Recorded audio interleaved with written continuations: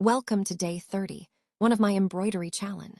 Today's piece is all about innocence, joy, and the little moments that brighten our days.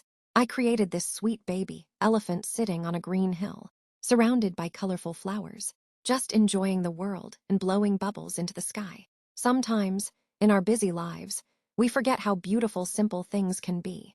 This tiny elephant reminds me that happiness doesn't always come from big achievements.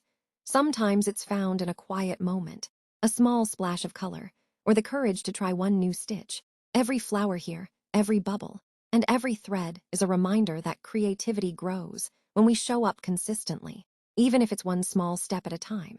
Thank you for supporting me through this journey. Each day teaches me something new, and I hope this cute and playful design brings a smile to your face the same way it did for me. Let's keep creating, keep learning, and keep celebrating the little joys.